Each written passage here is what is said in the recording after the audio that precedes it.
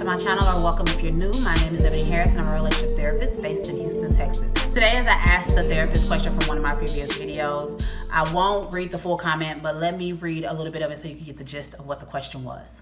The problem I have is that I feel smothered when a guy is too available. I was with a guy like that for a little less than a year, and I grew very bored of him.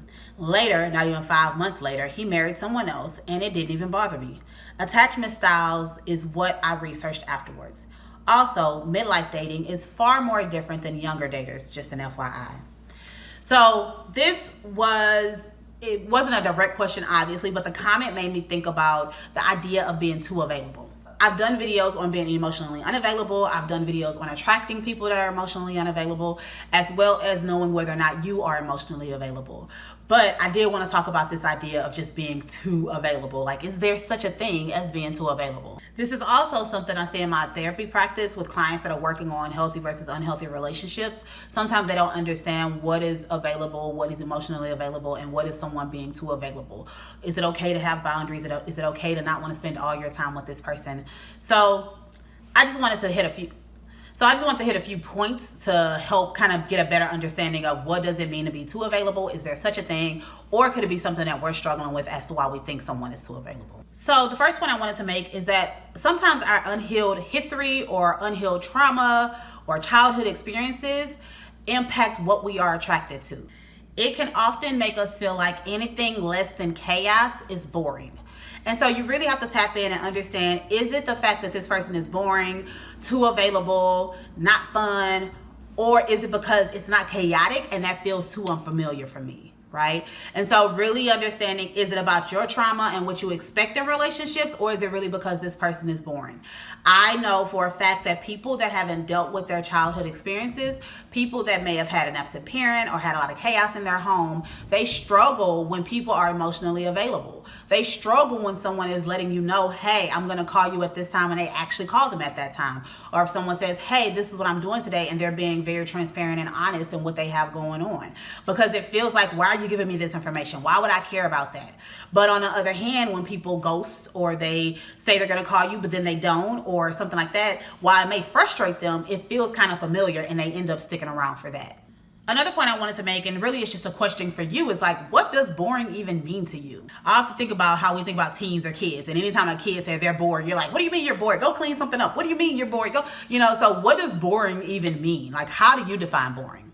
If they are just a boring person, like no interesting conversations, they don't like to have fun out in the world or like to do anything, even if it's not like at home, they don't like to do anything outside of like just sit and watch TV. If it's basic Caucasian sex, that's a Married at First Sight joke. If you don't get it, sorry, but it's hilarious. Then yeah, keep it moving. They may just be a boring, uninteresting person to you, right? Maybe you guys don't share the same interests. Maybe the things that make them excited and make them more interesting to other people may not be what makes them interesting to you. So that's perfectly fine if just the things that they do, the way that y'all communicate, the way that y'all interact with each other is just boring. That is perfectly fine for you to want to move on from that. Now, on the other side, if it's because they do what they say they're going to do all the time, they don't go extended periods of time without communication, they're always letting you know what's going on, they prioritize time with you, meaning, hey, I had something to do, but I'd rather hang out with you instead, and that bothers you, then there may be some work you need to be doing. You may need to do some work around your expectations in relationships. And why is it when someone makes time with your priority or makes your priority, it feels like it's boring? And the last point, is there such a thing as too available? Short answer, yes. An available person is honest, present, and accountable. Being too available can look like, instead of just being honest, you're giving way too much information very early on before the person has even proven that they are trustworthy. It can mean admitting stuff that's not even necessary or being extremely self-deprecating in situations instead of just admitting to your mistakes. It also can look like always canceling plans with other people or never having anything going on outside of the person they're dating. Yes, you can make the person a priority, but you also have to be able to have a life outside of the person you with. They should not be the center of your world. So those are some signs of like, sure, they're too available. They are sharing way too much information and I don't even know them like that. Like, why are they telling me their life history before I truly know who they are? Why are they telling me these deep, dark secrets and these traumas before they even know if I'm someone they can trust? Why are they beating themselves up about something that they've done and then telling me how horrible they are and they know they are, as opposed to just saying like, I messed up, this is why, I do apologize, and moving forward. They have to make themselves feel really bad and talk really negatively about themselves, right? Those are things that may be like, okay, this is maybe a little bit too much. You may be sharing too much. You may be too open. You may be too available to me. So yes, there is a thing as being too available, but I do think it's important that we take some time and really look at the situation and understand, is this your too available, or is this me not being used to anything that does not involve some level of chaos or even some level of absenteeism. So take time to truly figure out, what is it about? Is them being boring about them and how they show up in the world, or is it about you and what you expect in relationships? Look at these 3 points that I made and check in to see, what could it be? Could your unhealed trauma make it where anything that's not chaotic is boring? Are they just not interested? They don't have the good things to talk about? They're not fun to be around?